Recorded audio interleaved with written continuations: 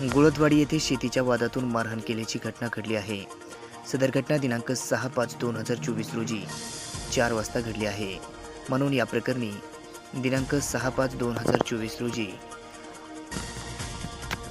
8:56 Dharur police ठाण्यामध्ये गुन्हा दाखल करण्यात आला आहे.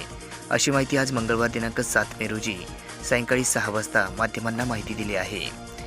धारूर पोलीस ठाण्याच्या हद्दीमध्ये असणाऱ्या गुळदवाडी या ठिकाणी फिर्यादी हा त्याच्या शेत सर्वे नंबर 360 गुळदवाडी या शेतात नांगरणी करत असताना आरोपी दोघांनी संगनमत करून फिर्यादीजवळ आले आणि म्हणाले की तू या शेतात काय करत आहे, हे शेत माझे आहे असे म्हणाला असता फिर्यादी म्हणाला की या शेताचा सातबारा माझ्या नावावर आहे, मी या शेताचा मालक आहे, या शेतात मी काही पण करू शकतो, तू मला कोण सांगणार कोण असे म्हणाले असता आरोपितांनी हातातील लोखंडी गजाने फिर्यादीच्या गालावर मारून दुखापत केली. तसेच एकाने खाली पडलेले दगड घेऊन फिर्यादीच्या उजव्या खांद्यावर दगड मारून मुक्का मार दिला. चापटाबुक्क्याने मारहाण केली आणि फिर्यादीला म्हणाला की जर आमच्या नादी लागला तर तुला जीवे मारून टाकू अशी जीवे मारण्याची धमकी दिली.